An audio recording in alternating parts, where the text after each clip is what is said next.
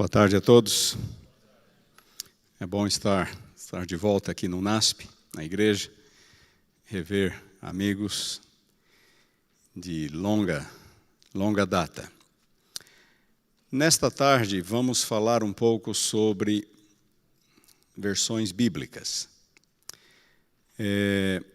Tem havido alguma agitação nos meios adventistas brasileiros recentemente em torno desta questão.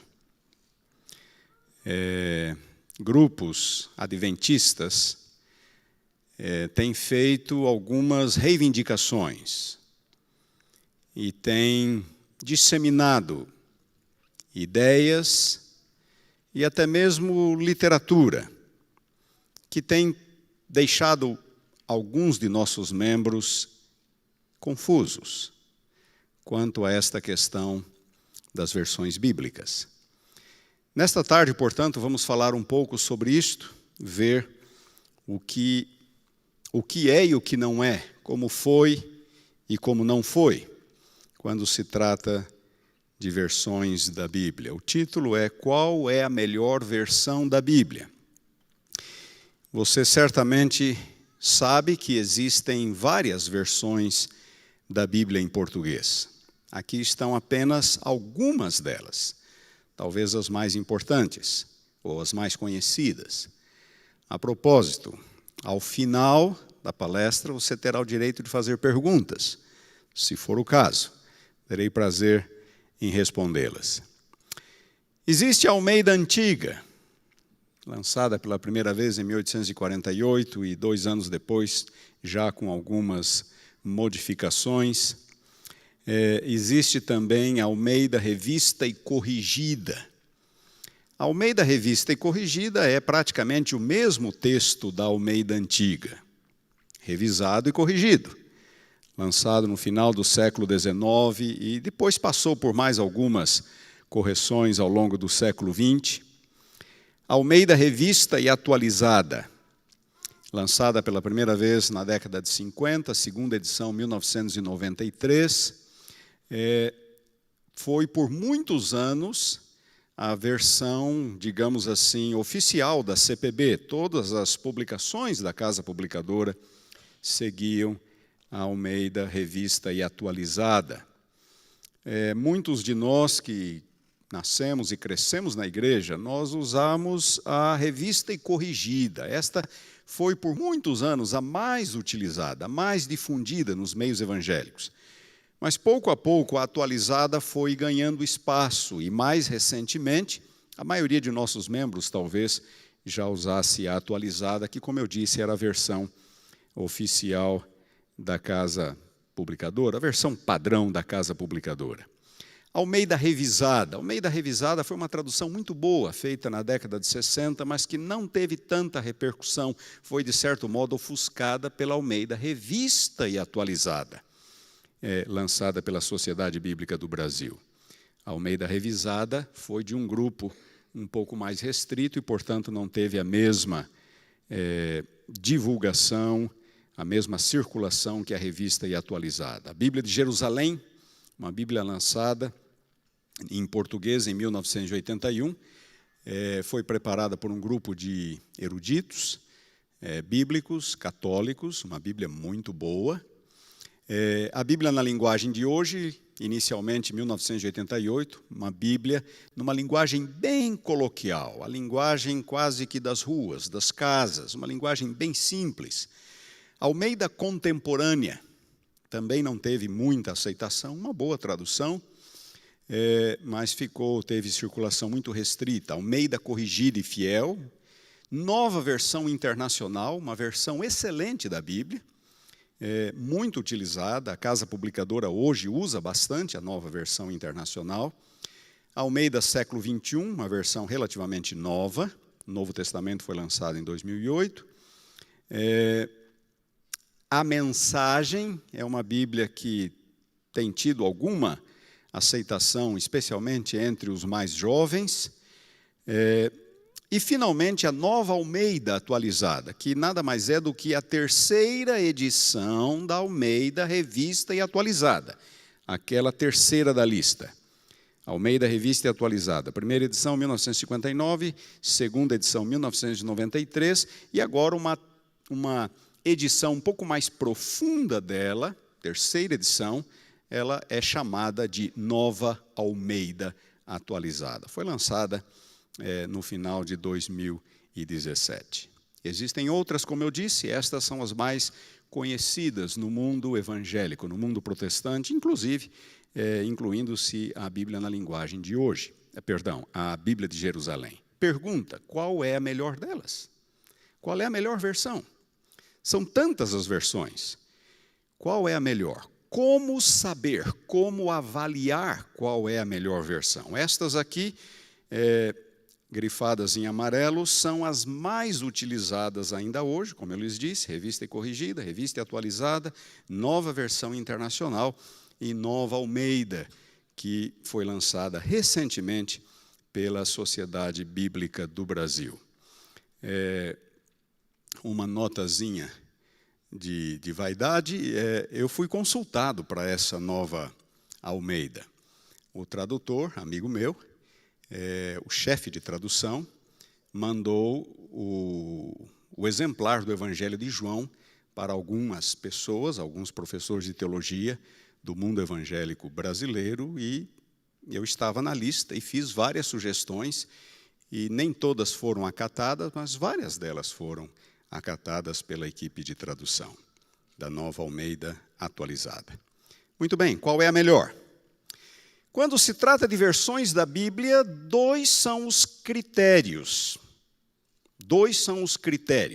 para que nós identificamos ou separemos a boa da ruim. Quais são esses critérios? Critério número 1, o texto. O texto subjacente à tradução, à versão. Vocês sabem que o Antigo Testamento foi escrito em hebraico, algumas porções do Antigo Testamento em aramaico, o Novo Testamento foi escrito em grego.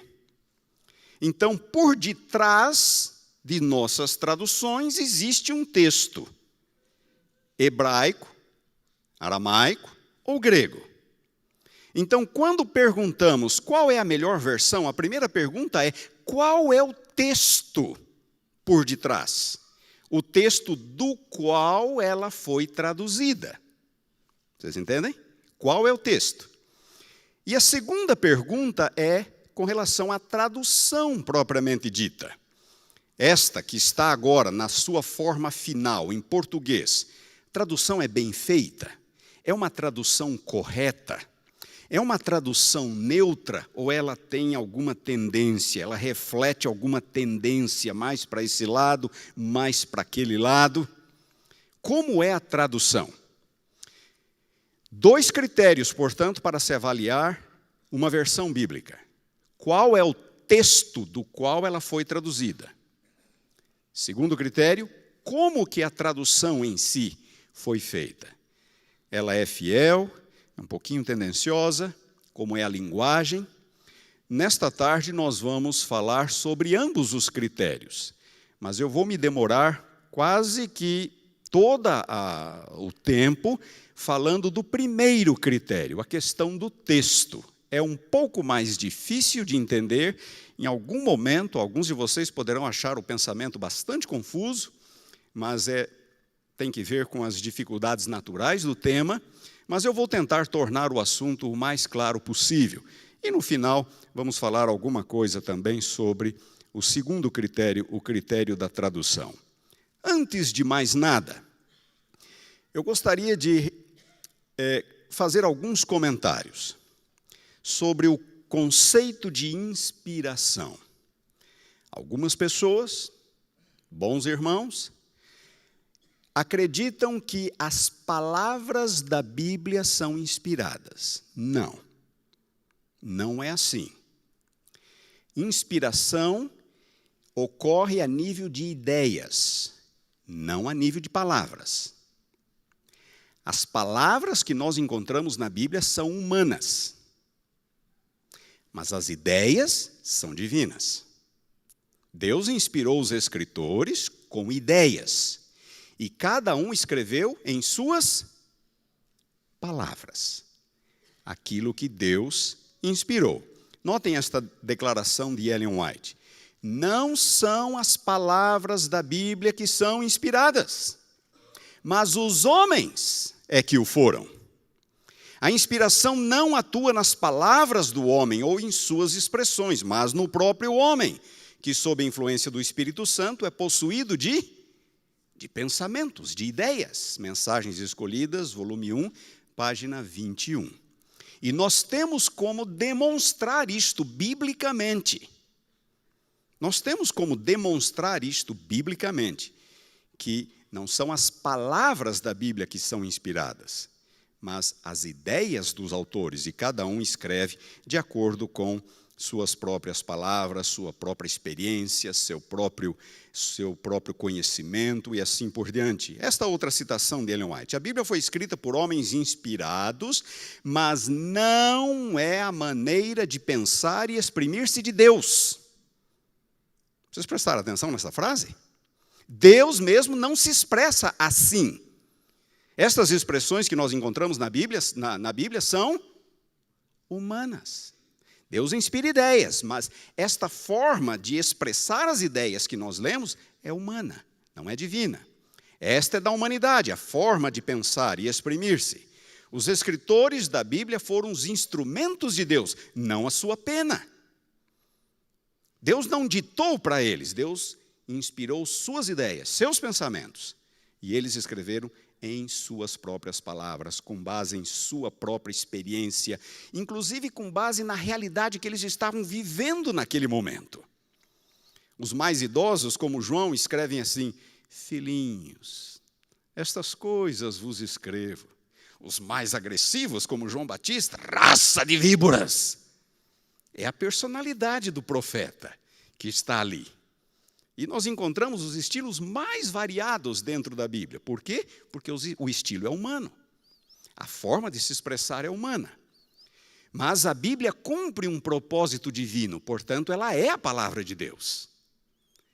Mas em linguagem humana. Expressões humanas. Olhem esta outra citação. A Bíblia não nos é dada em elevada linguagem sobre-humana. Imaginemos se a Bíblia fosse dada numa linguagem divina ou numa linguagem celestial. O que aconteceria? Ninguém entenderia. A fim de chegar aos homens onde eles se encontram, Jesus revestiu-se da humanidade. A Bíblia precisa ser dada na linguagem dos homens. E tudo quanto é humano é imperfeito. Portanto, a linguagem que nós encontramos na Bíblia, ela é imperfeita, porque é linguagem humana. E é por isso que às vezes nós nos debatemos com certas expressões. O que isto aqui significa? Por que essa expressão não é mais clara? Porque é humana. Porque é humana. E nós temos então que nos utilizarmos dos meios exegéticos possíveis, disponíveis, para tentar entender essa ou aquela expressão. A Bíblia foi dada para fins práticos. Então, nós não devemos imaginar que a Bíblia é perfeita no que diz respeito à sua linguagem. Ela é perfeita no seu propósito, naquilo a que ela se destina, a revelação da vontade salvífica de Deus à humanidade. Mas as expressões nela encontradas são humanas. Notem alguns exemplos. Vocês se lembram que quando Jesus morreu, foi colocada uma plaquinha no alto da cruz? Lembram-se disso? Muito bem. De acordo com o Evangelho de Mateus, ali estava escrito: este é Jesus, o Rei dos Judeus. Mas quando nós vamos para Marcos, a frase é outra: o Rei dos Judeus. Quando vamos para Lucas, a frase é outra: este é o Rei dos Judeus. E quando vamos para João, a frase é outra ainda: Jesus Nazareno, o Rei dos Judeus. Afinal de contas, o que estava escrito naquela plaquinha? Ou será que havia 4? Eram 4? Era uma só.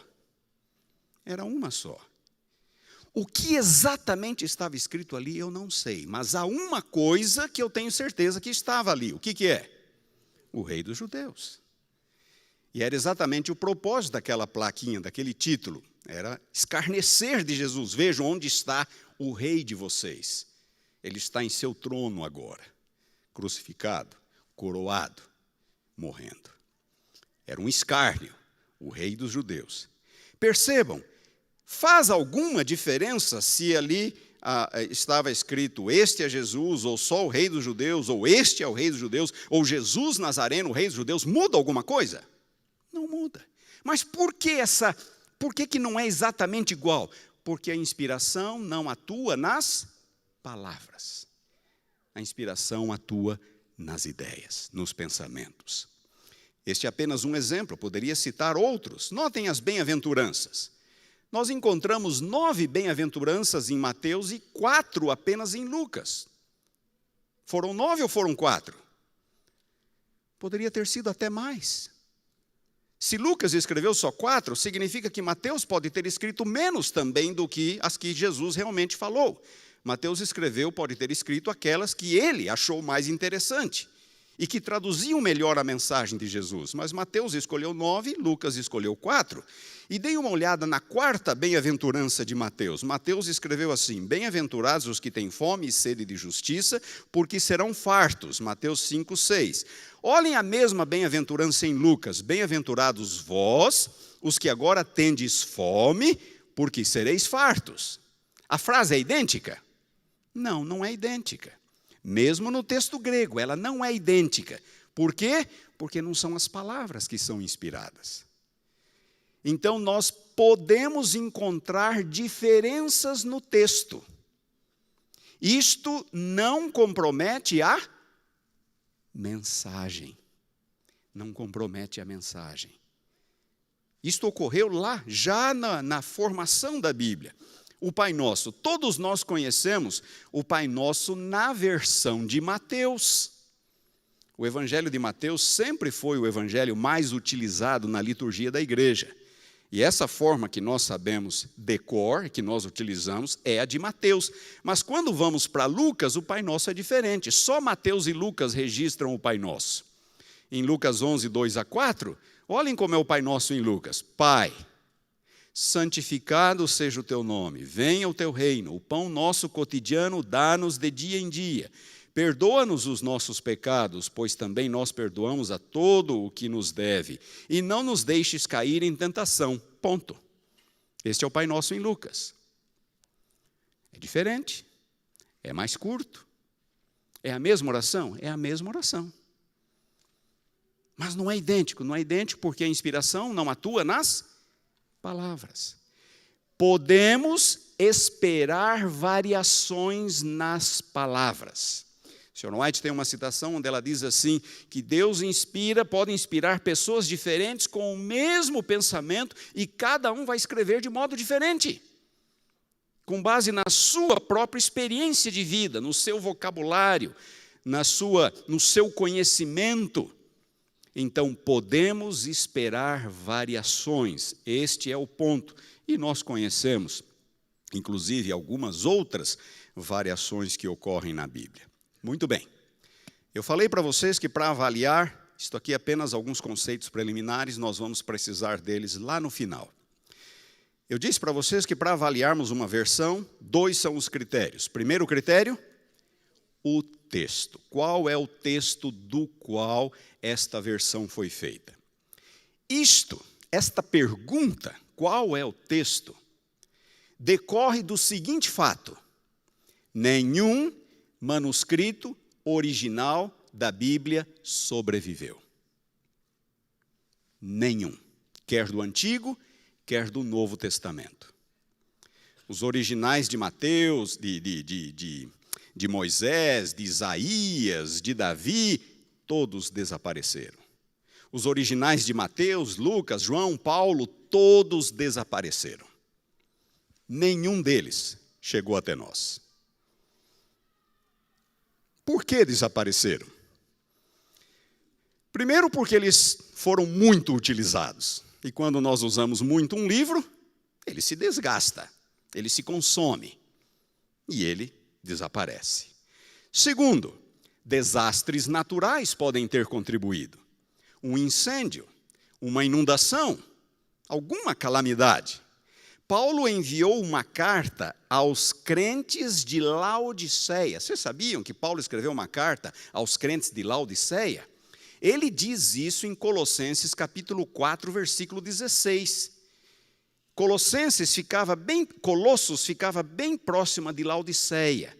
E escrevendo aos Colossenses, ele diz: depois que vocês lerem esta epístola, enviem-na a Laodiceia. E a carta que eu enviei a Laodiceia, leiam-na perante vocês também. Ele faz referência a uma carta que ele enviou a Laodiceia. Esta carta não chegou até nós. Ela desapareceu. Paulo escreveu a sua carta aos Laodicenses quando ele estava preso em Roma, também aos Colossenses. Paulo foi preso em Roma no finalzinho do ano 59, começo do ano 60. No ano 60, a Laodiceia foi totalmente destruída por um terremoto. Será que a carta que Paulo mandou a Laodiceia não foi destruída no terremoto? Nós só podemos imaginar. Poucos meses depois que Paulo enviou, a cidade foi devastada por um terremoto.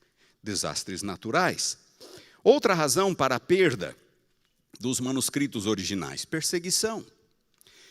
Eusébio de Cesareia foi um historiador cristão que viveu no início do quarto século. Ele viveu a transição do período de perseguição para o período de paz, logo após a conversão do imperador Constantino. Constantino pôs um fim à perseguição quando ele se torna cristão.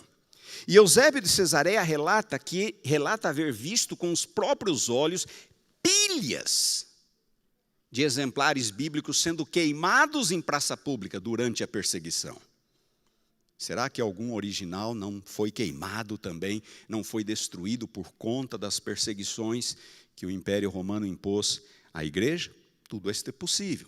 A verdade é, nenhum manuscrito original sobreviveu. Nenhum. O que é que nós temos então? Nós temos cópias. Cópias manuscritas. Estas sim chegaram até nós. E onde estão estas cópias? Estão por aí. Estão em museus, estão em mosteiros, estão em bibliotecas, espalhadas pelo mundo cristão. As cópias produzidas já desde o final do primeiro, início do segundo século, estão por aí. Existe na cidade de Münster, na Alemanha, um centro que contém cópias de todos os manuscritos conhecidos. Todos os manuscritos. Então, se você quiser pesquisar um manuscrito bíblico, você não precisa ir até aquele mosteiro, até aquela catedral, ou até aquela biblioteca onde ele se encontra. Você pode ir a um único lugar, que é este centro de pesquisa em Münster. Ali você vê microfilmes, você vê cópias digitalizadas de todos os manuscritos conhecidos.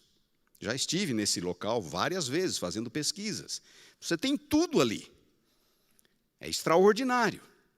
Mas se você quiser ver a cópia física, você pode.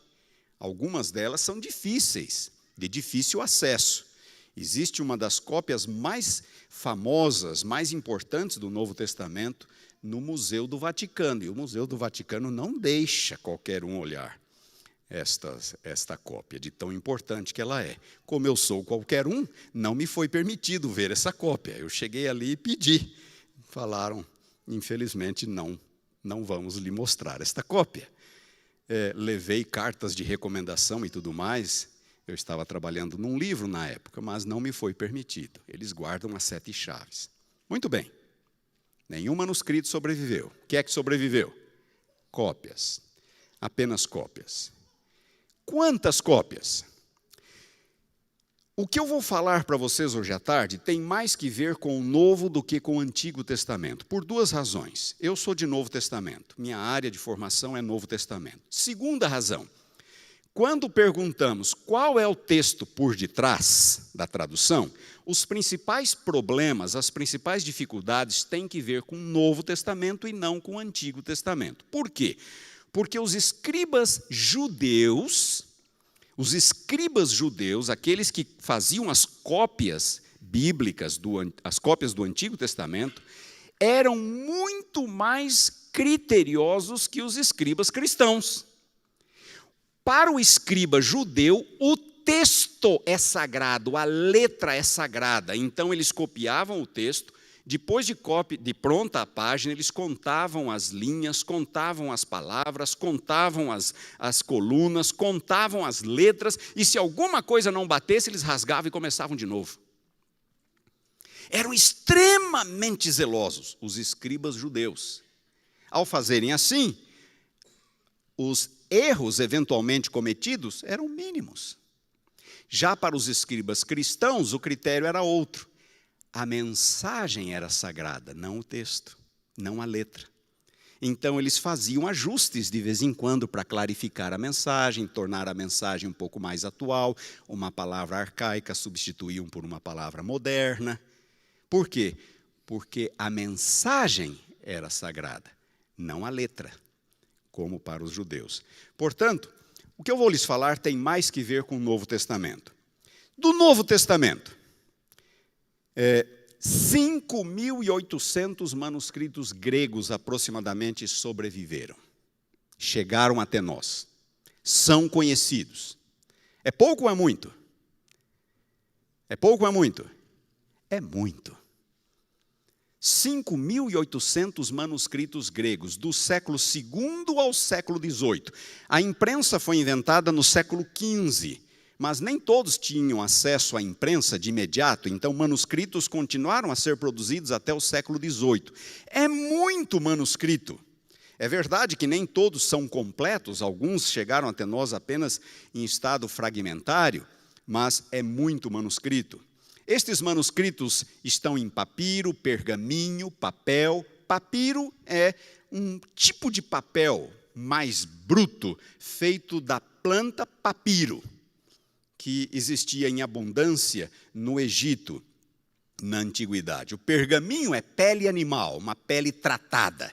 Isto é pergaminho, como que industrializada, para que pudesse receber a escrita. E o papel feito de tecido ou outros insumos a partir do século XII na Europa, quando o papel foi introduzido. Portanto, papiro, pergaminho e papel. Mas não são só manuscritos gregos. Logo que o cristianismo começou a entrar em outras regiões, em outras terras, onde não se falava o grego, o Novo Testamento começou a ser traduzido na língua daquele povo.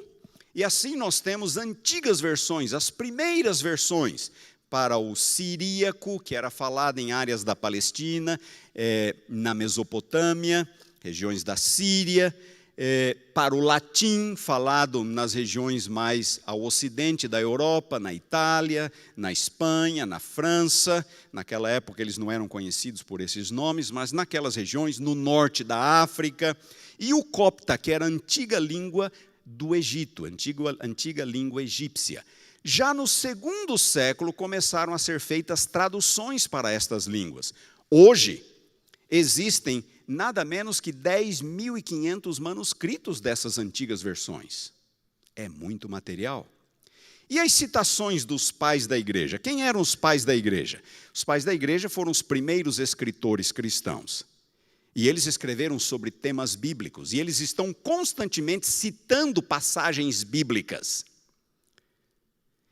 Então, quando nós lemos as obras desses autores cristãos, os chamados pais da igreja, nós vamos encontrar um grande número de citações bíblicas. Estas citações estão lá, e nós sabemos de onde eram os escritores, que época eles viveram, e podemos ler exatamente como era o texto que eles conheciam, que eles utilizavam. Só para vocês terem uma ideia, só os escritores do segundo século citaram o Novo Testamento 17.000 vezes. Os escritores do terceiro século citaram o Novo Testamento 12.000 vezes. Aí você vai dizer, mas menos que no segundo? Não, não é menos que no segundo. Porque só Orígenes, no terceiro século, citou o Novo Testamento 32.000 vezes. Só um escritor. 32.000 vezes. Em outras palavras, se nenhum manuscrito tivesse sobrevivido, nós teríamos como conhecer ou reconstruir a Bíblia inteira, só por meio das citações de Orígenes, de um único escritor. Vocês entenderam? Notem, pergunto para vocês, é pouco ou é muito esse material? É muito. Como diz um escritor norte-americano, é o constrangimento da abundância. Não é o constrangimento da carência, é o constrangimento da abundância. Então, eu me lembro quando eu comportava, e foi a primeira vez que eu me deparei com esse tópico, com esse assunto. Estava lá oferecendo meus livros e, de repente, uma moça falou assim para mim: se tão somente a gente pudesse ter certeza que o que a gente lê hoje é aquilo que foi escrito tantos séculos atrás, quem sabe eu acreditasse na Bíblia. Se tão somente eu pudesse ter certeza de que aquilo que eu leio hoje é aquilo que foi escrito, talvez eu acreditasse na Bíblia. Vocês estão vendo as evidências que nós temos em favor da Bíblia? Só do Novo Testamento. São na casa dos milhares. Manuscritos gregos, antigas versões e citações patrísticas. Aqui está uma cópia de um antigo papiro. Este papiro é do final do segundo e início do terceiro século. Um antigo papiro em grego. Aqui está um fragmento apenas do Novo Testamento. Este fragmento é do Evangelho de João. É o mais antigo manuscrito do Novo Testamento que nós temos. Sabem de quando é? Do ano 125. João escreveu o seu evangelho por volta do ano 90. 35 anos depois do evangelho de João escrever o seu original, essa cópia estava sendo feita no Egito. 35 anos depois. Muito próxima do original. Muito próxima. Esse fragmento se encontra, é parte de uma coleção particular de um colecionador britânico. Esta é uma cópia em pergaminho do início do quarto século. Parece uma Bíblia recente, não? Tem 1.700 anos. Tem 1.700 anos. Esta é uma folha de um manuscrito em pergaminho, também do início do quarto século. Esse aqui, vocês estão vendo aquele carimbo no pé da página, no meio das duas colunas? É da Biblioteca do Vaticano. Esse é aquele que eu quis olhar e não me permitiram. Está na Biblioteca do Vaticano. Não foi o Vaticano que preparou, apenas está lá. Mas eles não permitem o acesso. Eles têm uma cópia digitalizada e o pesquisador pode pesquisar na cópia digitalizada, mas dificilmente no original. Esta aqui é a página inicial do livro de Hebreus, dá para ler em cima, aos Hebreus, naquele título que aparece lá. Este aqui é um manuscrito ainda em pergaminho, já em letra minúscula. Este aqui é letra maiúscula, este aqui é letra minúscula. A letra minúscula foi introduzida no 9º século. Até o 9º século só existia letra maiúscula. No 9º século começou a ser utilizada a letra minúscula. Esse aqui é um outro tipo de manuscrito, também letra minúscula, era um lecionário. Lecionários eram cópias de porções bíblicas usadas na liturgia da igreja. Existem milhares de lecionários também disponíveis. Muito bem. Muitas cópias, milhares de cópias. E agora vem o ponto. As cópias não são exatamente iguais. Elas não são idênticas. Elas diferem umas das outras. Às vezes um pouquinho, às vezes um pouco mais. Elas diferem. De que natureza são as diferenças? Às vezes, no processo de cópia, alterações acidentais foram cometidas. Alterações acidentais, erros involuntários. Como, por exemplo, falha de memória. Eu sei o Salmo 23 de cor. E quando eu vou copiar o livro dos Salmos, e eu chego no Salmo 23, a minha tendência é fazer o quê? É reproduzir de memória. Mas às vezes eu posso inverter uma palavrinha com outra, ou posso pular uma palavrinha. Vocês estão entendendo? A memória me trai e eu cometo um erro. Às vezes o erro é insignificante, mas é uma diferença. É uma alteração. Falhas da memória. Descuido visual. Alguma vez você fazendo uma cópia pulou alguma palavra? Isso é normal. Todos nós cometemos esse tipo de erro. Descuido visual. Descuido auditivo. Algumas cópias na antiguidade eram feitas mediante ditado. Então, os monges no mosteiro Vários monges se assentavam em suas escrivaninhas e um outro monge lia o texto e eles faziam as suas cópias, mediante ditado. Mas em grego, assim como em português, em qualquer língua, existem palavras que soam muito semelhante. Por exemplo, nós temos em português o pronome nós e o pronome vós. Em português é difícil fazer a confusão entre nós e vós, mas em grego, nós é imeis e vós é imeis. Você percebeu alguma diferença? Pois é. A pronúncia é quase idêntica. E houve um período na Idade Média em que a pronúncia se tornou absolutamente idêntica. Imeis, para vós e para nós. Então você está escrevendo e eu estou ditando e eu digo imeis. O que você vai escrever? Nós ou vós? Uns podem escrever nós, outros podem escrever vós. Equívoco auditivo. E com isso, algumas pequenas alterações são introduzidas no texto. Não são intencionais. Aí alguém pode dizer, mas iria Deus permitir que alterações fossem introduzidas? Irmãos, nós temos que nos lembrar de que não são as palavras da Bíblia que são inspiradas. E o ser humano é falível. Então, essas alterações são resultado natural da fragilidade humana. Mas essas alterações, como eu vou enfatizar mais tarde, elas não afetam o conteúdo doutrinário do texto. Ficou claro isto? Não afetam. Agora, houve alterações intencionais também, como, por exemplo, uma palavra arcaica, antiga. Alguns aqui são do tempo em que farmácia se escrevia com PH. Hoje, farmácia se escreve com F. O mesmo ocorre em grego. Palavras com grafia antiga, que foram alteradas, foram modernizadas ao longo do tempo. Então, esta é uma alteração voluntária, intencional, que não afeta o sentido do texto. A harmonização. Deixa eu tentar explicar isso aqui, prestem bem atenção. Mateus, em seu evangelho, ele faz várias citações do Antigo Testamento. Quando Mateus faz as citações do Antigo Testamento, Mateus, algumas delas, ele faz de memória. E por Mateus, fazer citações de memória, elas não são exatamente idênticas ao texto original.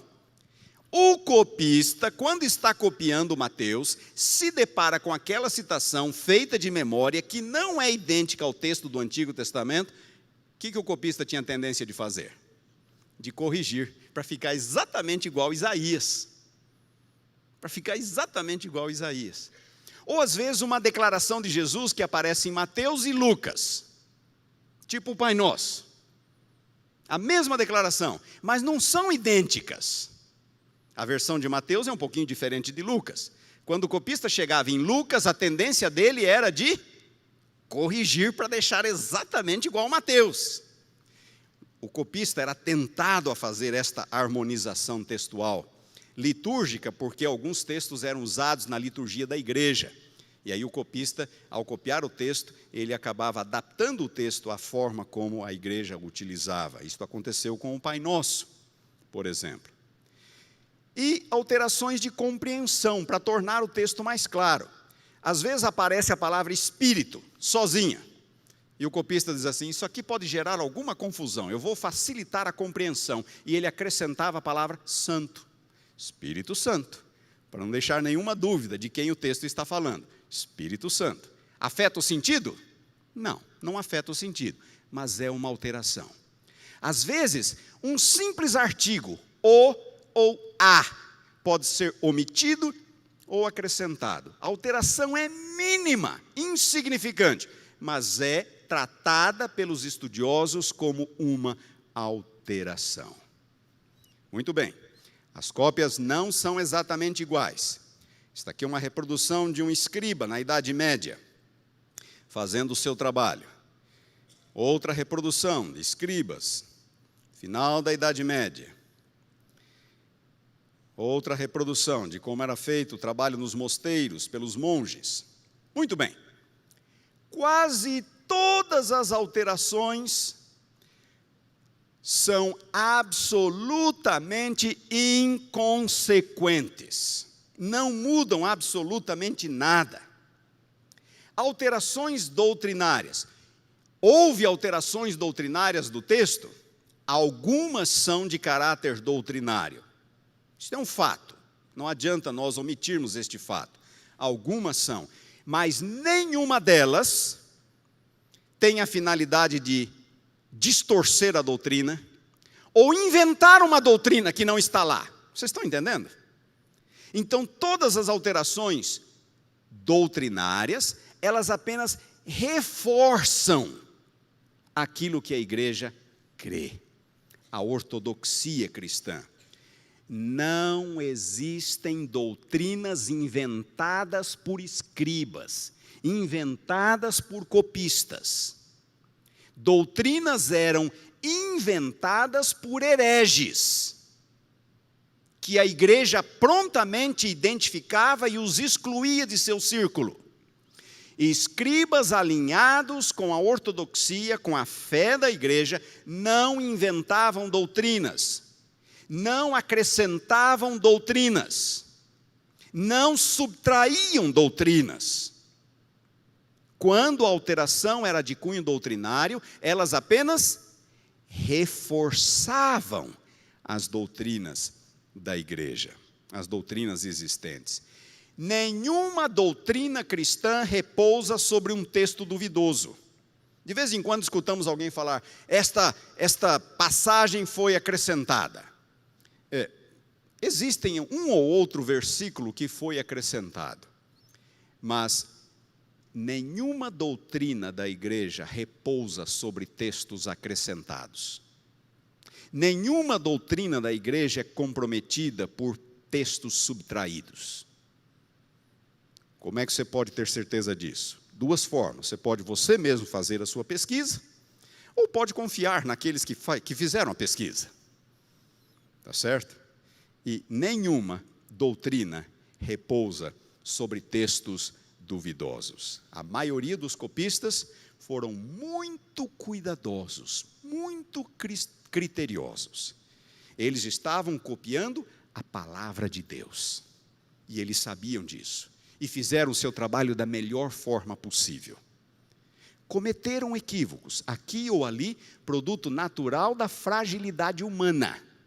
Mas isso em nada compromete a mensagem. E a igreja sempre esteve atenta às alterações textuais.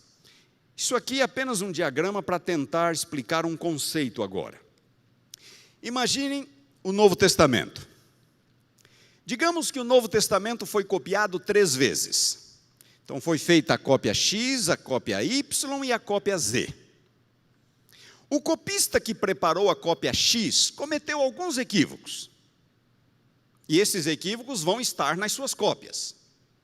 Quando a cópia X é copiada, o que vai acontecer com aqueles equívocos? Alguns deles poderão ser corrigidos, outros, talvez não. Então, aqueles equívocos cometidos pelo copista X vão ser reproduzidos pelo copista X1, pelo copista X2. Vocês estão entendendo? O mesmo acontece com a cópia Y. A cópia Y contém algumas alterações diferentes da cópia X. E quando a cópia Y é copiada, aquelas alterações serão preservadas. E o mesmo acontece com a cópia Z. Assim, nós temos grupos de manuscritos com características distintas. Como que eu sei que isto aqui é uma alteração? Porque eu vejo nesta cópia e não nas outras. Então, quando eu comparo as cópias, eu identifico as alterações e... o que mais? Corrijo. Quando comparamos as cópias, nós podemos identificar as alterações, porque se nós tivéssemos os originais, então não restaria dúvida, é só ir lá na biblioteca tal, na igreja tal, no mosteiro tal e checar no original, mas nós não temos, dependemos das cópias.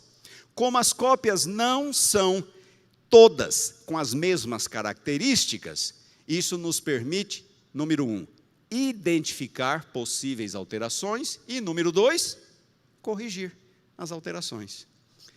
E aí eu pergunto, volto a uma questão que eu já falei. Quantos manuscritos gregos existem? 5.800. Quantos manuscritos das antigas versões? 10.500. É pouco ou é muito? É o constrangimento da abundância. É muito material que nos permite identificar com certeza possíveis alterações e corrigi-las. Mas o texto, lembre-se, inspiração não atua nas palavras. Inspiração não atua nas palavras. Esse é o mapa do Império Romano. O Império Romano pegava todo o sul da Europa, indo até a moderna Inglaterra, Portugal, Espanha, e do lado de cá, indo até a Mesopotâmia, e pegava também o norte da África, todo o norte da África, indo aqui do Egito, próximo da Judéia, até a parte da antiga Mauretânia, me parece que ali hoje é a região do Marrocos. Então, esse é o Império Romano. Agora, preste atenção. Bem no meio do Império Romano, você podia traçar uma linha vertical. Ao ocidente dessa linha se falava o latim. Na Europa central, ocidental e norte da África. E ao oriente dessa linha, ao leste, se falava o grego. Ali na Grécia, na Ásia Menor, região da moderna Turquia, na Palestina, no norte da África, Egito, se falava o grego. Isso nos dias dos apóstolos e séculos seguintes. Então, o Império Romano tinha dois grandes grupos linguísticos. Ao ocidente se falava o latim. Ao oriente do Império Romano se falava o grego. Muito bem. Por que isso é importante? No 7º século, os árabes começam a sua conquista do mundo antigo. Os árabes sobem ali da Arábia, os muçulmanos sobem, e eles começam a conquistar. Conquistam todo o norte da África e entram na Europa. Eles conquistam parte de Portugal e da Espanha, os mouros. E do lado de cá eles conquistam a Palestina, conquistam a Mesopotâmia, regiões da Síria. E aí prestem atenção, estamos no 7º século. O cristianismo virtualmente desaparece dessas regiões, porque os muçulmanos tomam conta. O cristianismo virtualmente desaparece. O que sobrou do cristianismo? Sobrou Grécia e Ásia Menor, moderna Turquia, onde se falava o grego, e do outro lado, a Europa Central, onde se falava o latim. Foi isso que sobrou. Ali era a região grega, de fala grega, do Império Bizantino. E esta é a região do Império Bizantino. Agora eu quero que vocês prestem atenção numa coisa. 5.800 manuscritos gregos. A maioria destes manuscritos foi produzida ali, naquela região, durante o período da Idade Média. Porque toda a outra região onde também se falava o grego já não era mais cristã, já havia sido conquistada pelos muçulmanos. Ao passo que na Europa Central, o grego desapareceu. Na verdade, a Europa Central quase nunca falou o grego, somente alguns poucos lá no início do Império Romano, mas na Europa Central se falava que língua? Latim. Então, toda a Europa, latim. E ali, Grécia e Ásia Menor, grego. Isso vai ser importante. Vamos para o século XV. O século XV foi um dos mais importantes séculos da história. Anos 1401 a 1500, século XV. O século XV foi a ponte entre a Idade Média e o período moderno. Foi o século XV que permitiu com que os países europeus alcançassem a hegemonia mundial, no chamado milagre europeu. Foi no século XV que caiu Constantinopla. Vocês estão vendo esse mapa aqui? Vocês estão vendo a cidade de Constantinopla ali, bem no meio da parte lilás? Constantinopla era a capital do Império Bizantino, a região mais cristianizada do mundo antigo. Lembram-se das invasões dos muçulmanos? Muito bem, o Império Bizantino conseguiu resistir, mas quando chegou em 1453, Constantinopla caiu e os turcos tomaram. E hoje, onde era Constantinopla, é Istambul, a principal cidade da Turquia. Ali foi Constantinopla. E até 1453, a sede do Império Bizantino caiu. O Renascimento na Europa. O que é que ocorria na Europa Central, a partir de Florença, na Itália? Na Europa Central, no século XV, ocorreu o renascimento dos valores humanos, que foram sufocados pela Igreja durante a Idade Média, os valores culturais e artísticos. E então surgiram os grandes pintores, os grandes artistas, Da Vinci, Michelangelo, e começou-se a reproduzir obra de arte nos moldes dos antigos gregos e romanos, de quase 1000 anos antes, ou mais de 1000 anos antes. Então esse foi o Renascimento. E agora ouçam, como parte deste processo de renascimento cultural, os eruditos europeus se voltaram para os clássicos gregos e latinos. Só que ninguém na Europa conhecia o grego, só conhecia o latim. Como Constantinopla havia caído para os turcos, vários eruditos gregos imigraram para a Europa e começaram a ensinar o grego na Europa. Isso no século XV. Na segunda metade do século XV. E na Europa Central, que nunca falara o grego, de repente eles começam a aprender o grego. A imprensa inventada no século XV.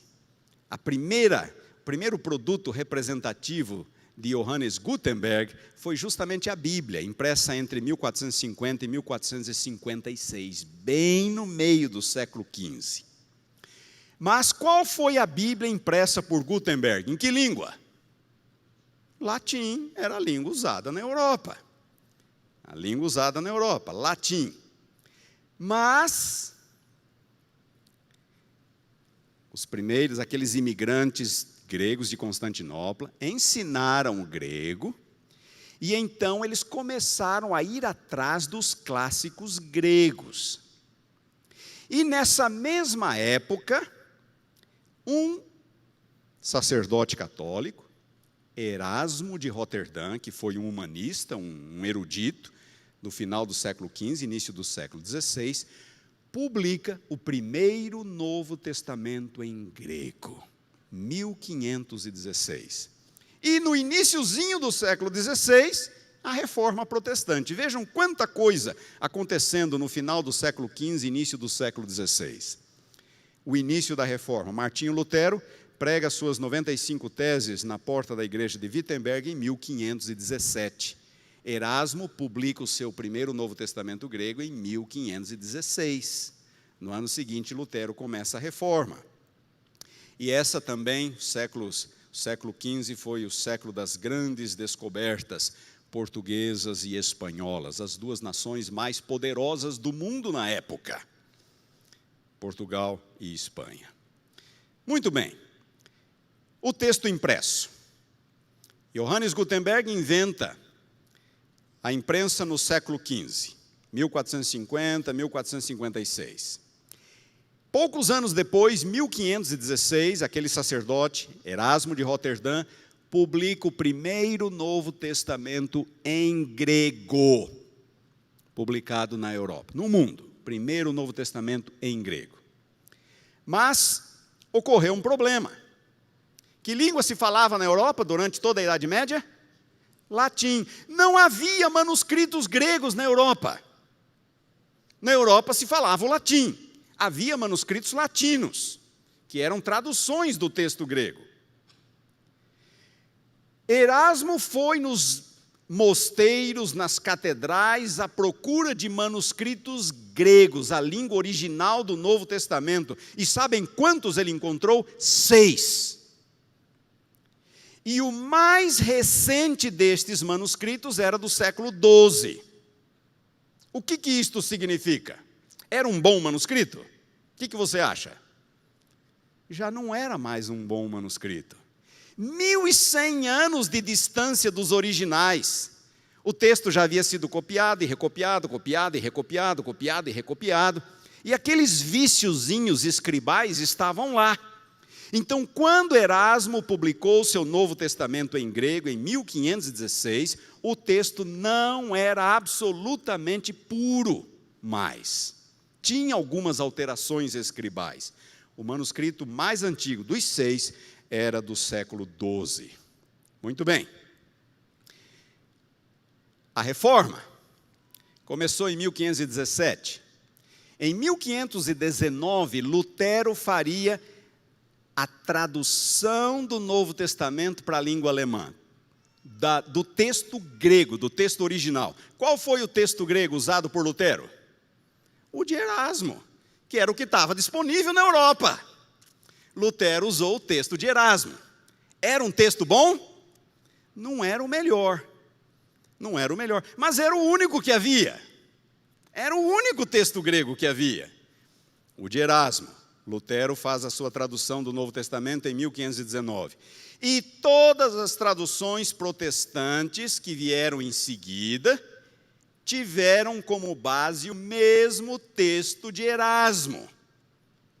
Em alemão, em inglês, francês, holandês, espanhol e português, João Ferreira de Almeida, 1681.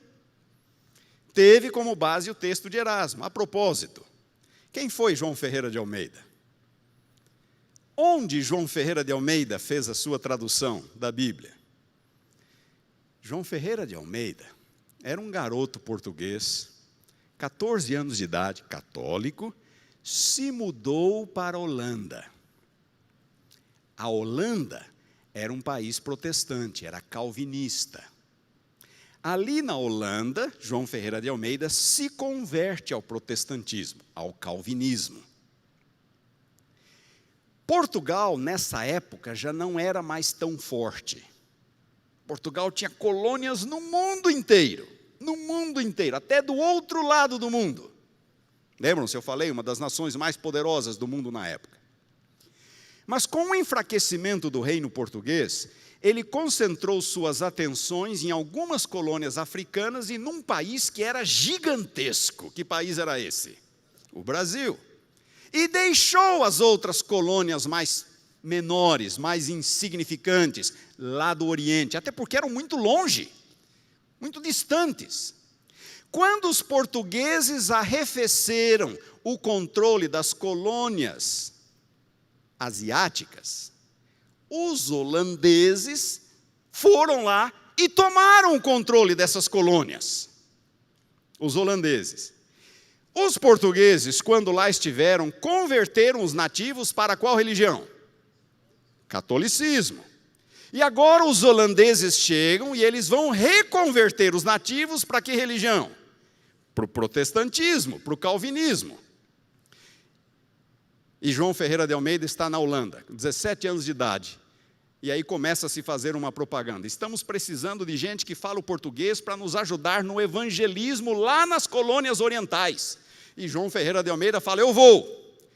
17 anos de idade, ele embarca e vai para uma ex-colônia portuguesa na Indonésia, na ilha de Batávia. Hoje, a ilha de Java. E ali na Indonésia, para benefício das pessoas de fala portuguesa, para ajudar no evangelismo dessas pessoas, João Ferreira de Almeida fez a sua tradução para o português, lá na Indonésia, para evangelizar aquela ex-colônia portuguesa. João Ferreira de Almeida, ali na Indonésia, estudou num seminário calvinista, aprendeu grego, aprendeu hebraico, e foi ali que ele fez a sua tradução. E foi publicada em 1681. A nossa tradução, João Ferreira de Almeida, foi feita na Indonésia, por João Ferreira de Almeida, no século 17. Muito bem. Todas as traduções protestantes tiveram como base qual texto? O texto de Erasmo. Era um texto puro? Não. Mas era o que havia. Estamos falando da Europa ocidental, onde o grego não era conhecido ou começava a ser redescoberto, e Erasmo se baseou em meia dúzia de manuscritos, os que ele pôde encontrar, e o mais recente deles era do século XII. Meia dúzia de manuscritos, mais antigo do século XII. Interessante. Para o livro do Apocalipse, Erasmo tinha um único manuscrito, e era um manuscrito incompleto, faltava a última folha do Apocalipse. É o que tinha. E sabem o que ele fez? O que vocês acham que ele fez? Com aquela página que faltava. Ele retraduziu do latim. Ele pegou o texto latim e retraduziu para o grego. Só que Erasmo, ele era bom em grego, mas não era tão bom assim. Grego não era a primeira língua dele. Ele ainda era um estudante de grego. Ao retraduzir do latim para o grego, os últimos versículos do Apocalipse, Erasmo criou formas verbais em gregos que não existiam. Não existiam. Alguns verbos irregulares ele tratou como se fossem regulares. E o texto que nós encontramos em Apocalipse 22, 19, onde diz livro da vida, que foi o que Erasmo escreveu, e está na revista e corrigida, não aparece em nenhum manuscrito grego. Os manuscritos gregos trazem árvore da vida. Pergunto, o texto de Erasmo era bom? Não, o texto de Erasmo não era muito bom. Mas era possível ser cristão com aquele texto? Claro que era. Era possível ser cristão e acreditar nas mesmas coisas que nós acreditamos. Nós estamos falando de diferenças pequenas, que não afetam o conteúdo doutrinário do texto. Mas não era um texto muito bom. Erasmo também cometeu muitos erros tipográficos. Lembrem-se, a imprensa está dando os primeiros passos. Como que eles faziam? Eles tinham que pegar o texto, usar um pequeno canivete para gravar em madeira, letra por letra, depois colocar essas letras juntos, colocar tinta e imprimir a folha. Era possível cometer erros? Claro que era possível cometer erros. Erros tipográficos, muitos erros. O próprio Erasmo declarou sobre a sua obra, mais precipitada que editada, disse ele. Mais precipitada que editada. Bom, infelizmente foi assim que o Novo Testamento grego foi oferecido ao mundo, numa Europa onde falava-se principalmente o latim. E as primeiras traduções protestantes foram feitas desse texto aqui. Esse é o texto da Almeida Antiga. Esse é o texto da Almeida Corrigida. Você vai ver lá em Apocalipse 22, 19, livro da vida, que não aparece em nenhum manuscrito grego. Os manuscritos gregos trazem árvore da vida.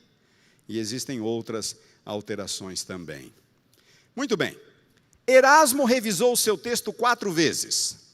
Erasmo produziu 5 edições, entre 1519 e 1535. Depois de Erasmo veio um editor francês chamado Roberto Stefano, preparou 4 edições do texto de Erasmo.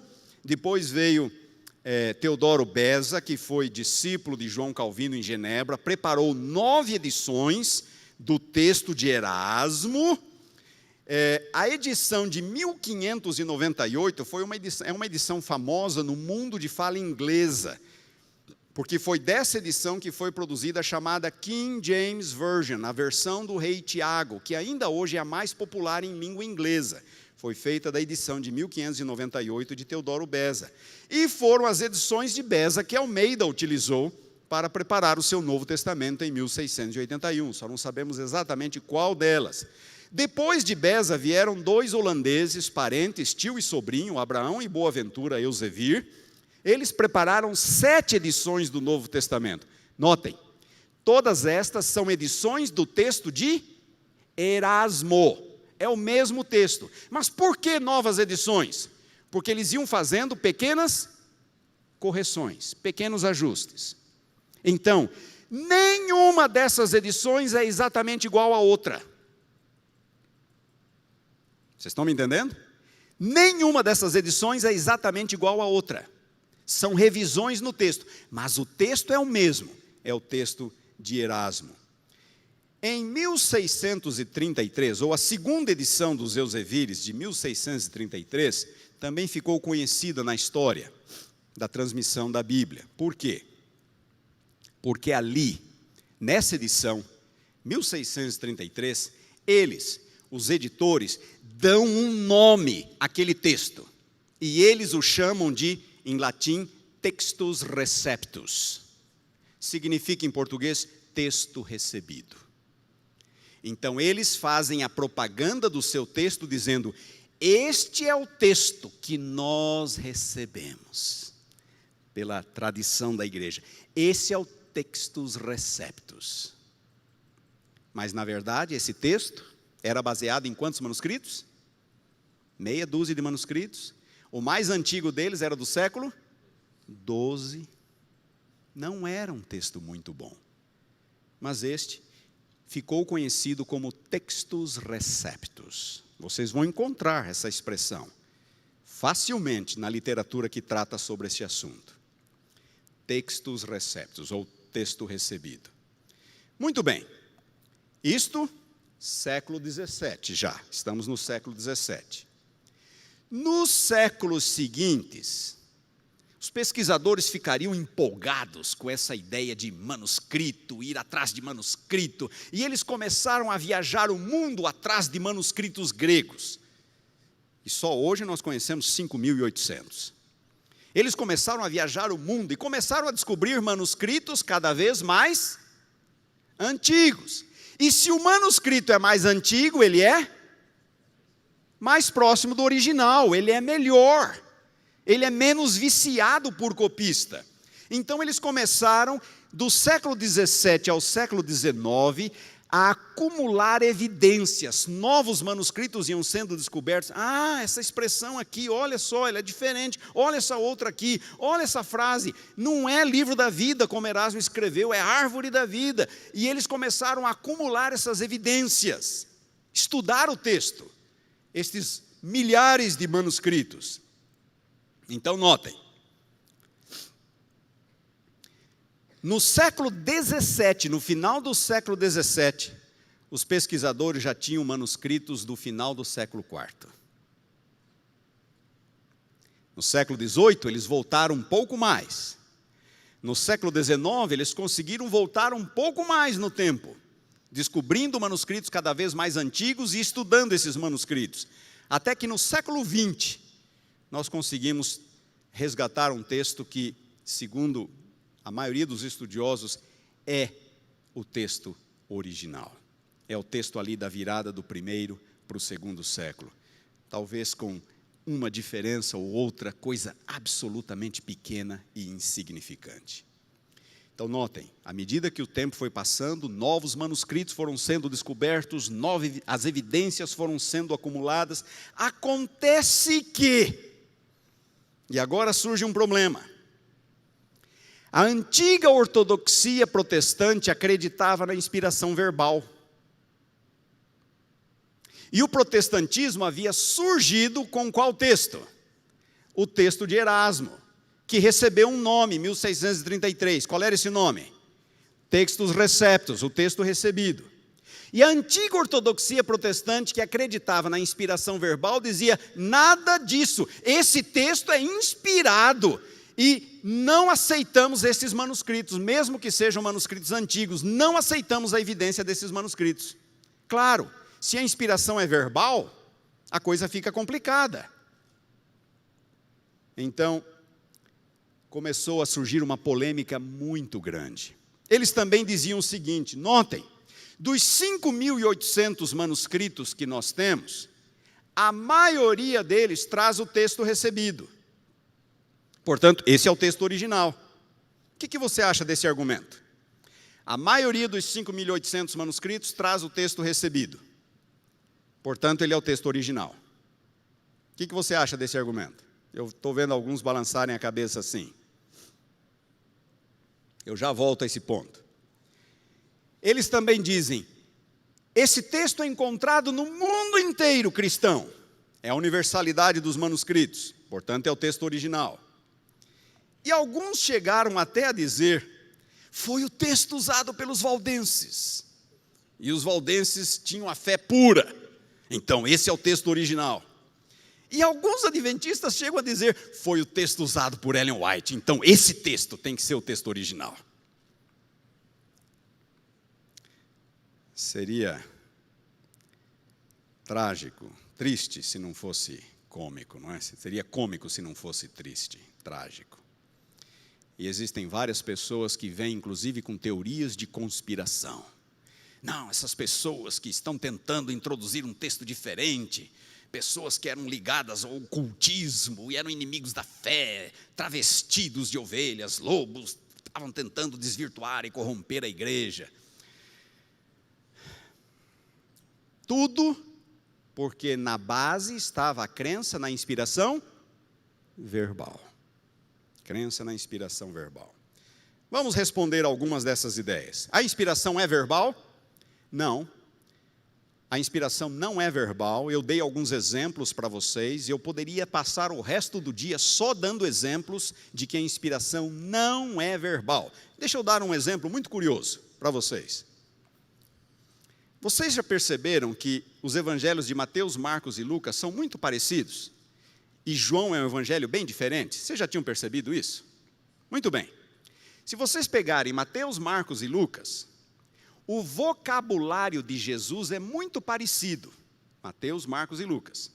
Mas quando chegamos em João, o vocabulário de Jesus é muito diferente do vocabulário de Jesus em Mateus, Marcos e Lucas. Ora, não é o mesmo Jesus? Por que o vocabulário de Jesus em João é tão diferente do vocabulário do mesmo Jesus em Mateus, Marcos e Lucas? Resposta: porque a inspiração não é verbal. As palavras de Jesus em João, na verdade, são as palavras de quem? De João. João está reproduzindo com suas palavras aquilo que Jesus disse. Vocês entenderam? Eu poderia dar muitos exemplos. Esse problema de inspiração verbal, prestem atenção, irmãos, não é um problema adventista. Nós não cremos em inspiração verbal. Nós cremos em inspiração de ideias, de pensamentos. Antes de Ellen White escrever sobre o assunto, vários adventistas já defendiam inspiração de ideias e não inspiração verbal.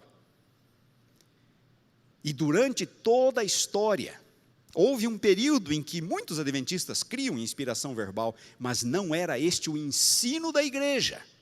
E continua não sendo. Vocês podem abrir Mensagens Escolhidas, volume 1, podem abrir o Nisto Cremos.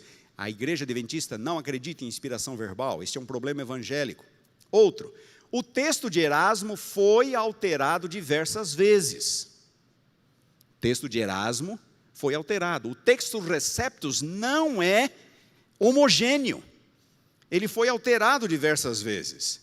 Existem 252 diferenças entre as várias edições. Erasmo, James, aqui mesmos, alterações no texto.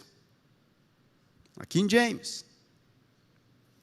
Eles dizem que a maioria dos manuscritos é do Textus Receptus.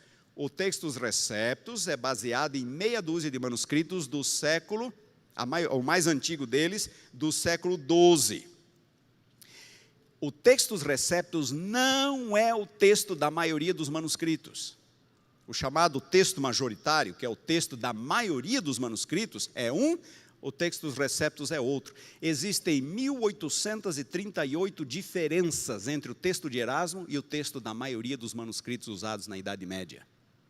Então, o Textus Receptus é um texto de meia dúzia de manuscritos, não é o texto da maioria. É um texto de meia dúzia de manuscritos. E outra, falar que a maioria dos manuscritos é do Textus Receptus é desconsiderar um fato muito simples. Cada século que passava, a população cristã aumentava no mundo. E se a população cristã aumenta, as cópias bíblicas também aumentam para atender a essa população. Então, falar que existem mais manuscritos medievais do que manuscritos antigos, ora, isso é tranquilo, ninguém questiona isso. Agora, falar que quantidade representa a qualidade, aí é diferente.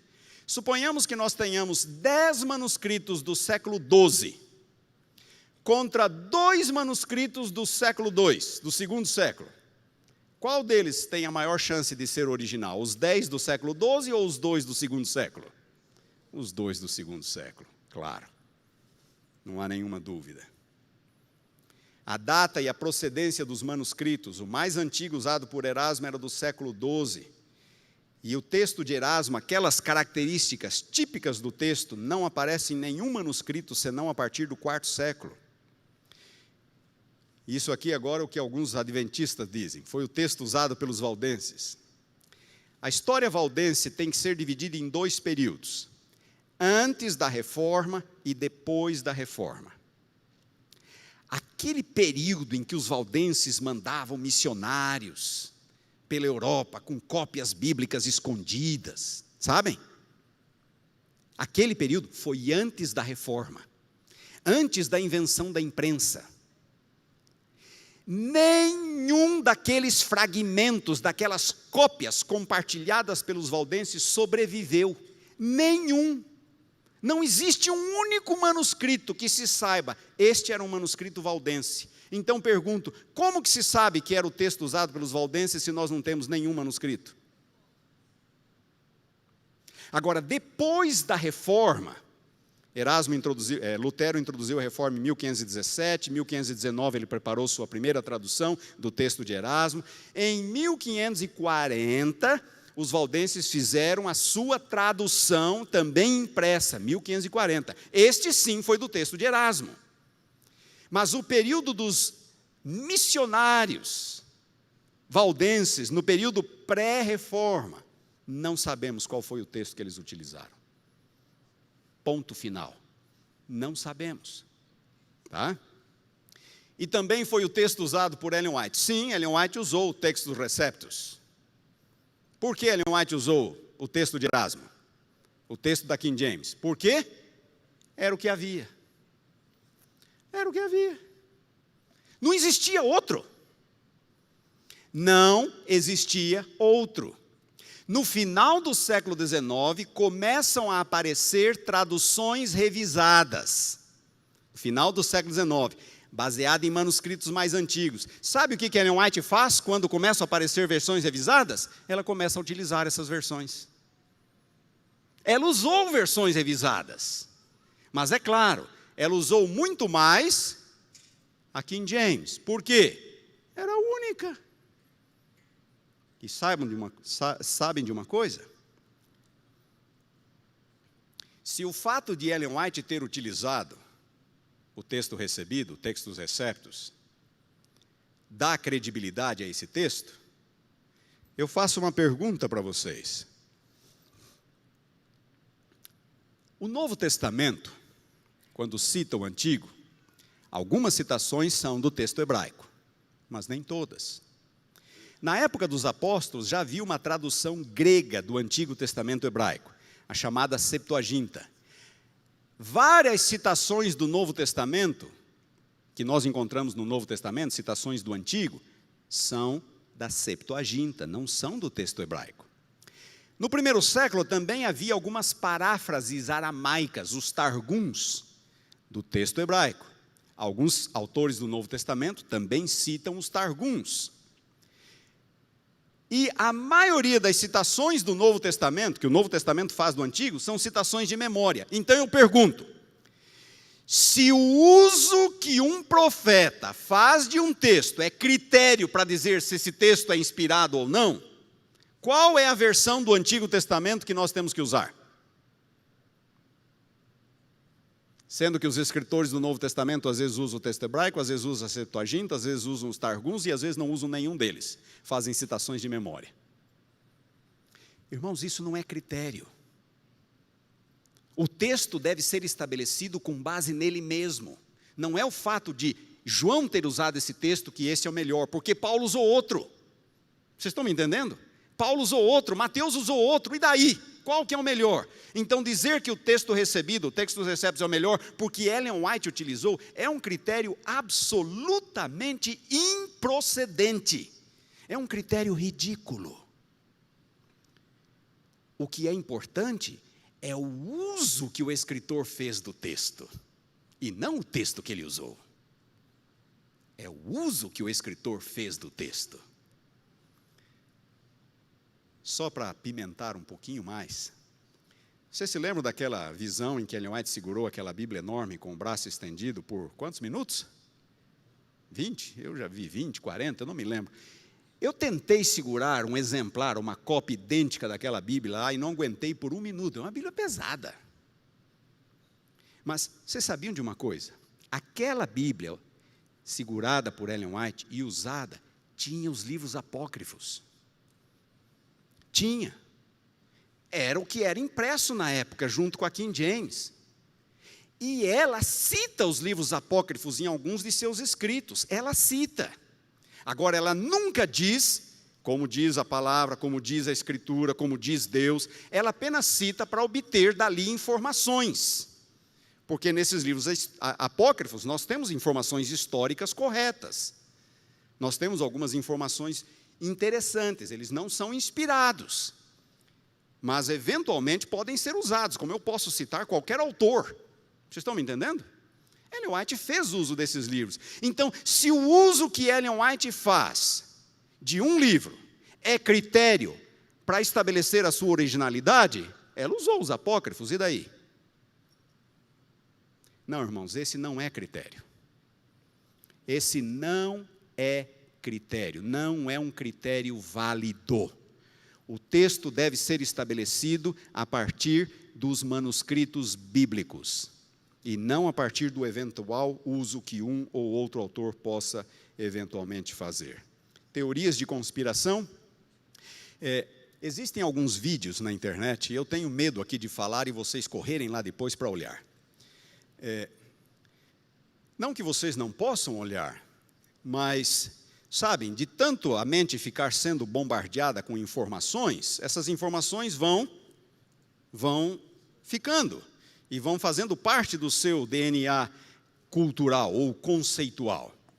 Mas existem alguns vídeos de um tal de Walter White, é um autor adventista, que defende o textus receptus, com unhas e dentes. E ele fala, e ele cria, ele consegue montar um cenário, e você acaba, se você não conhece as coisas, acreditando nele.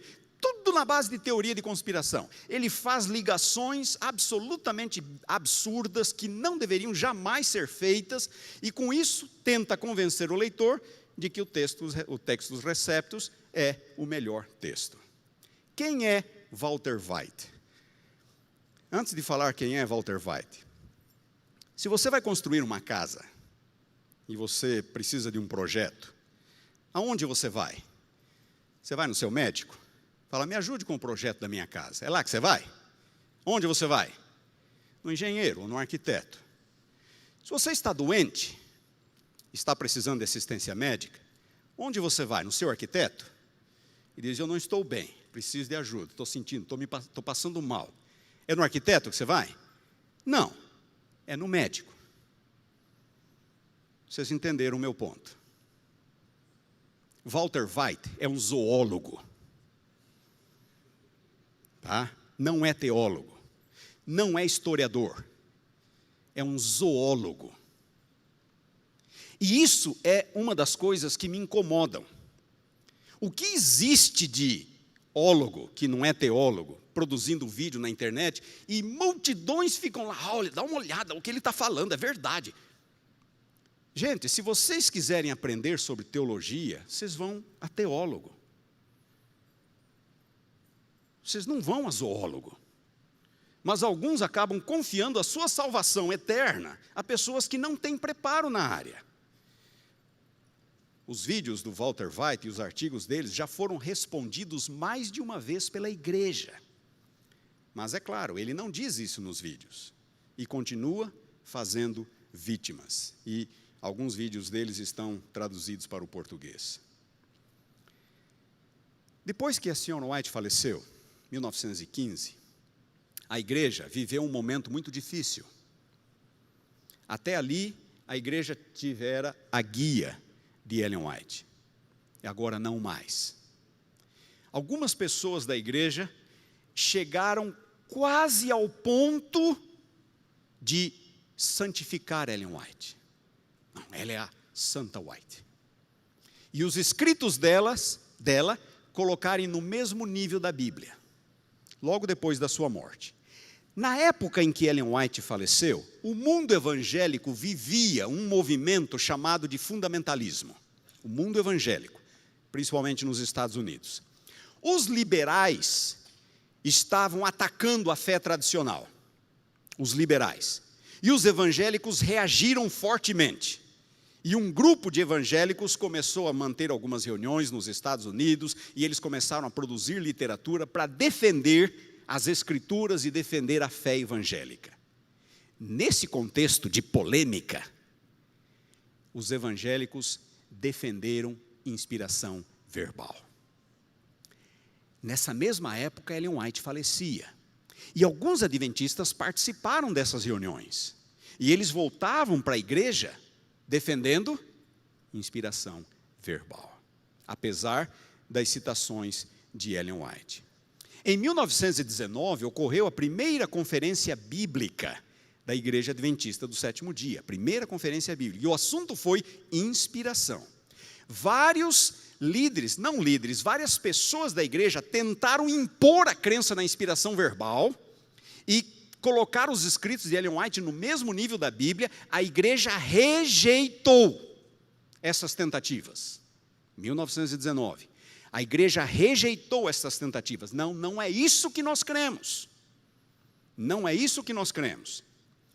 Em 1930, um adventista, Wilkinson, publicou nos Estados Unidos uma obra defendendo o Textus Receptus, um adventista, e dizendo que esse era o texto que nós, a igreja adventista, deveríamos utilizar, entre elas, porque foi o texto usado por Ellen White. A igreja rejeitou esta tentativa. Rejeitou esta tentativa. Entre 1946 e 1952, surgiu uma versão revisada muito influente nos Estados Unidos, a Revised Standard Version. E, de novo, um grupo de adventistas disse, não, esse não é o texto, é o Textus Receptus. E, de novo, a Associação Geral, a Igreja Mundial interveio, e essa tentativa foi anulada. A igreja disse, não, nós não cremos no Textus Receptus, nós cremos sim nos manuscritos bíblicos. E nós reconhecemos o valor da pesquisa dos manuscritos. Isso na década de 40. Ellen White usou a King James, ela usou as versões revisadas da mesma forma. Ela só não usou mais as versões revisadas porque elas surgiram tardiamente e porque ela estava acostumada com a King James Version. Notem esta citação de Ellen White. Alguns nos olham seriamente e dizem, os da palavra inspirada, dizer que o Textus Receptus é o melhor, e especialmente de dizer que é o melhor porque Ellen White utilizou. Muito cuidado com isso. Pastor Hernani chegando é sinal de que está na hora de acabar. Versões em português. Muito bem. Algumas versões em português baseadas no Textus Receptus. No texto recebido. Aqui nós temos a Almeida revisada.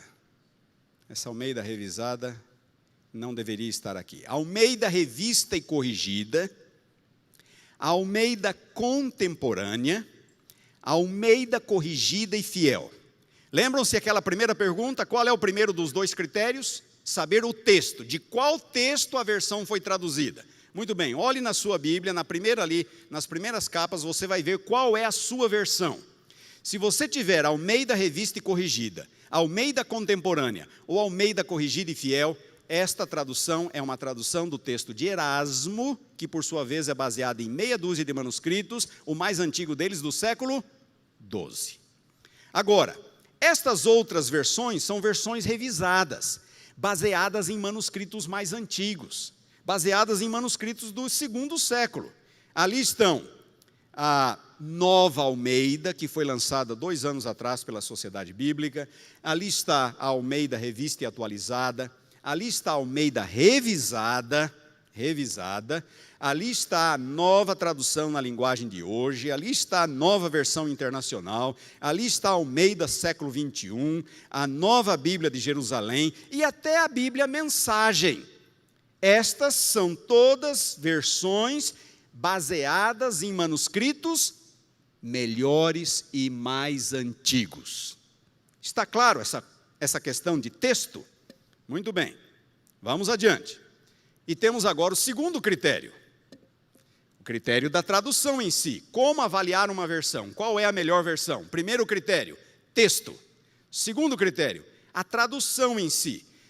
A natureza dessa tradução é literal ou é dinâmica? Uma tradução dinâmica é aquela que reproduz exatamente aquilo que o autor escreveu. A tradução literal. A tradução dinâmica é aquela que procura representar o pensamento do autor, não necessariamente as palavras do autor. O segundo critério é o critério da ideologia. Ela é neutra ou ela é tendenciosa? É uma tradução neutra ou ela foi feita para puxar um pouco de brasa para essa sardinha aqui? Para defender algumas ideias em particular, algumas doutrinas. Vamos lá, vamos falar um pouco, deixa eu exemplificar a tradução literal da tradução dinâmica.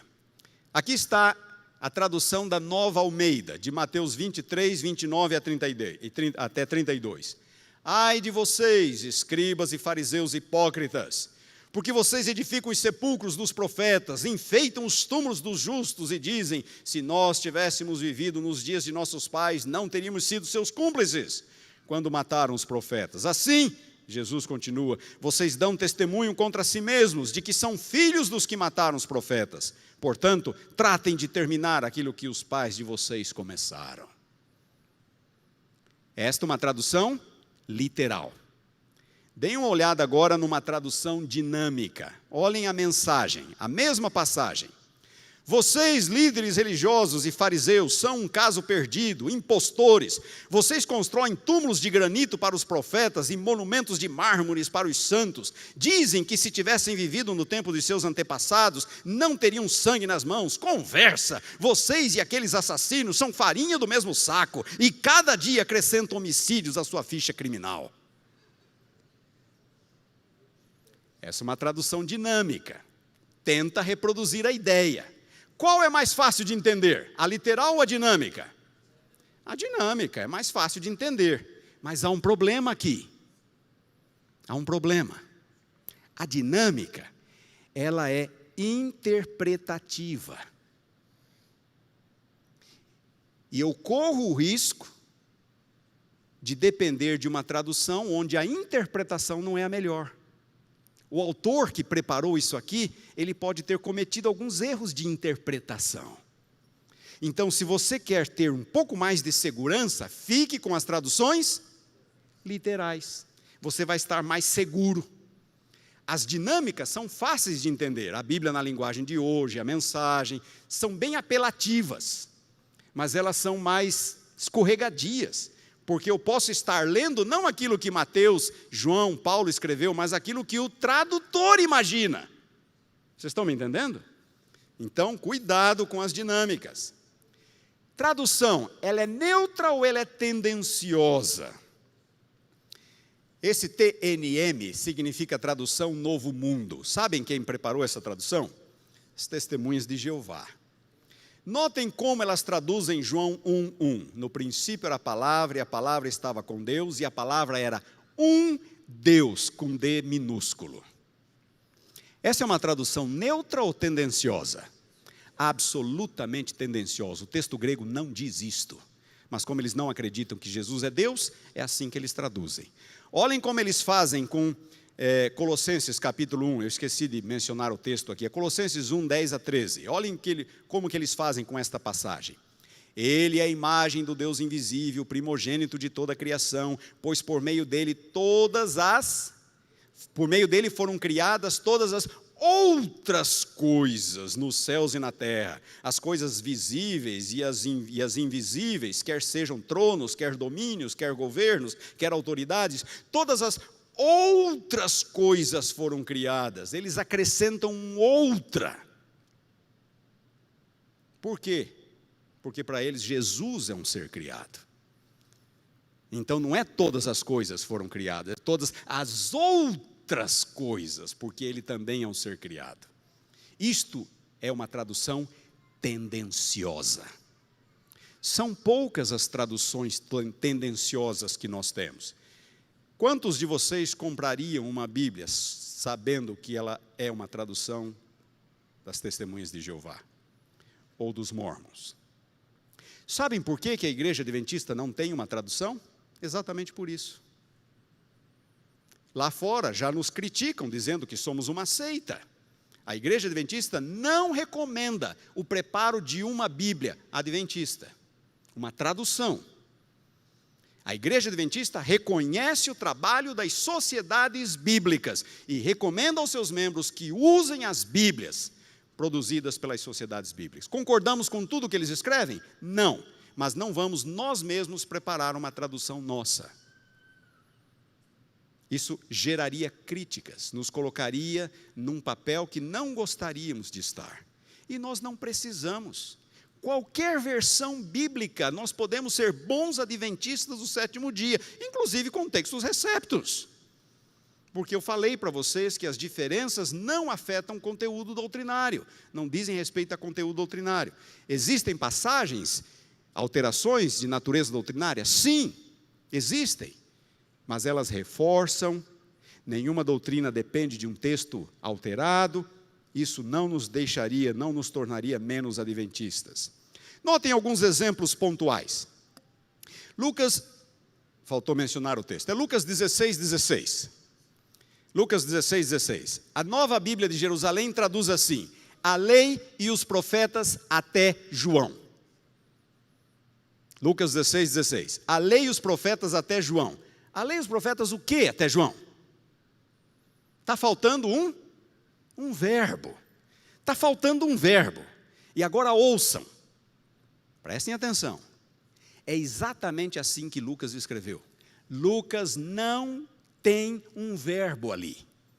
Não há um verbo. Lucas escreveu a lei e os profetas até João. A Nova Bíblia de Jerusalém traduz o texto exatamente como ele está. Olhem como aparece na Revista e Corrigida, na Almeida século 21 e até na Nova Almeida. A lei e os profetas duraram até João. Opa! Aí nós temos um problema. Certo? É uma tradução tendenciosa. Está querendo vender a ideia de que desde João, nada mais de lei e de profetas. É exatamente assim que está ali. Olhem como diz a Almeida Revista e Atualizada. A lei e os profetas vigoraram até João, a mesma coisa. Mas Lucas não colocou verbo.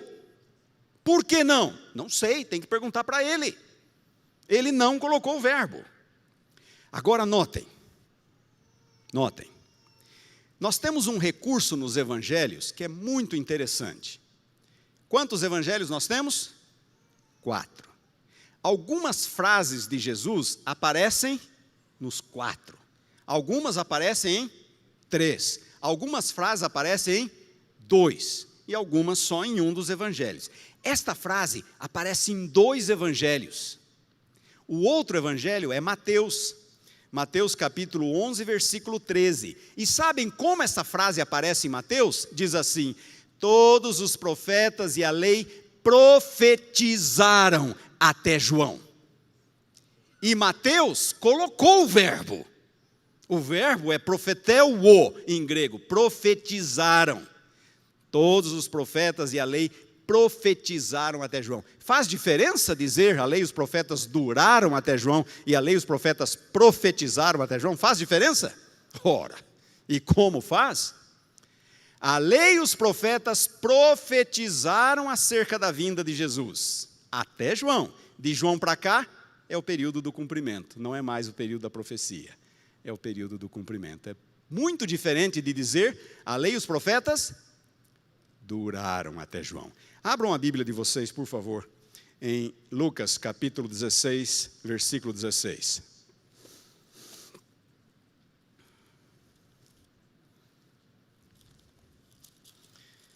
Lucas 16, 16. Então, nós encontramos essa informação aqui. A lei e os profetas, Lucas escreveu até João. Por que ele omitiu o verbo? Eu não sei. Mas vamos colocar aqui o verbo profetizaram, que é o verbo que Mateus coloca. A lei e os profetas profetizaram até João. Desde esse tempo vem sendo anunciado o evangelho do reino de Deus. Aquilo que era profecia, agora é cumprimento. Notem o versículo 17. É mais fácil passar o céu e a terra do que cair um tio sequer da lei. Como pode ser a lei e os profetas duraram até João e de repente o versículo 17 diz, é mais fácil passar o céu e a terra do que cair um tio sequer da lei. Jesus está reafirmando a validade da lei e não anulando a lei a partir de João. E logo em seguida no capítulo há a parábola do rico e do Lázaro. E vocês se lembram, o rico morreu, foi para o inferno, Lázaro morreu, foi para o seio de Abraão, e daí Lázaro fala para Abraão, pai Abraão, eu tenho ainda, quantos irmãos? 5 irmãos? Eu tenho um grupo de irmãos lá, mande alguém falar com eles, para eles se arrependerem, para não virem para esse lugar de... Perdão, é o rico que fala com Abraão, para não virem para esse lugar de tormento. Versículo 29. Respondeu Abraão, eles têm a lei e os profetas, Moisés e os profetas, ouçam-nos. O que Jesus está reafirmando? A suficiência das escrituras, da lei e dos profetas para a salvação. Mas ele insistiu, não, pai Abraão, se alguém dentre os mortos for ter com eles, arrepender-se-ão. Abraão, porém, lhe respondeu, se não ouvem a Moisés e aos profetas, tampouco se deixarão persuadir, ainda que ressuscite alguém dentre os mortos. Como pode o versículo 16 dizer, a lei e os profetas duraram até João, sendo que o 17 diz que a lei não vai passar, e na parábola seguinte, Jesus insiste na suficiência da lei e dos profetas para a salvação. Percebem? Então a tradução ali deve ser a mesma de Mateus. A lei e os profetas profetizaram até João. Ou, no mínimo, deixar sem verbo, como a Nova Bíblia de Jerusalém.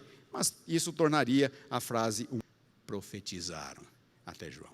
Então, as traduções, elas têm problemas pontuais, pendendo mais para cá, pendendo um pouco mais para lá. Mas como adventistas do sétimo dia, a igreja recomenda aos seus membros que deem prioridade às versões produzidas pelas sociedades bíblicas, porque elas são interconfessionais, interdenominacionais. Vai haver problemas aqui ou ali, mas nós estudamos e resolvemos esses problemas mediante o estudo, e não mediante a impressão de uma Bíblia nossa, porque isso não ajudaria.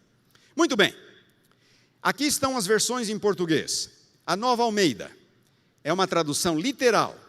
A ideologia é neutra, vai ter alguns problemas pontuais.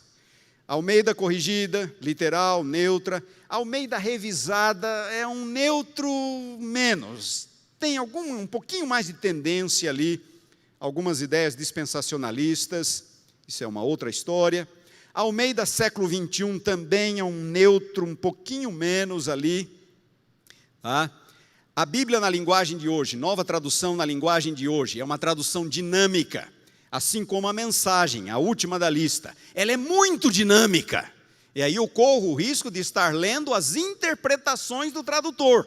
Então, cuidado com as traduções dinâmicas, prefiram as literais, e prefiram aquelas que são neutras na sua ideologia, embora possamos encontrar alguma questão mais pontual. Concluindo, qual é a melhor versão que nós temos em português? Muito bem. A primeira da lista, aquela que eu dou nota 9.5, é a Nova Almeida. Terceira edição da Almeida atualizada, que foi lançada 2 anos atrás, e vocês encontram na loja da casa, e vocês encontram nos sites, nas livrarias evangélicas, no site da Sociedade Bíblica. É uma iniciativa de uma sociedade bíblica e não de uma pessoa em particular, não de uma denominação em particular. Ela não é batista, ela não é presbiteriana, ela não é luterana, ela é interconfessional. Concordamos com tudo que está ali? Não, não concordamos com tudo que está ali. Eu já disse para vocês que eu fui consultado, mandei uma lista de observações, algumas foram incorporadas, outras não. Não há problema. Vamos trabalhar com a Bíblia, vamos resolver os problemas, mas vamos usar uma versão que é preparada por uma sociedade bíblica. Tá bem? O texto dela, eu dou nota 10. Por quê?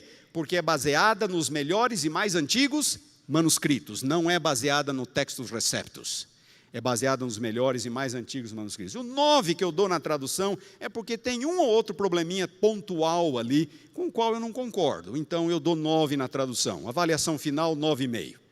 A segunda da lista é a Nova Versão Internacional, também dou 10 no texto, baseada nos melhores manuscritos, melhores e mais antigos manuscritos. A tradução, ela é um pouquinho menos neutra. Eu vou ver uma tendenciazinha aqui ou ali na Nova Versão Internacional, então em vez de dar 9, eu dou 8 para ela. E com isso, na minha avaliação, ela fica em segundo lugar. Eu queria dizer que esses números aqui são não são muito absolutos, tá? É só uma tentativa de ajudar vocês a entenderem esse contexto, esse cenário. Almeida século 21, também eu dou 10 no texto, baseada nos melhores manuscritos.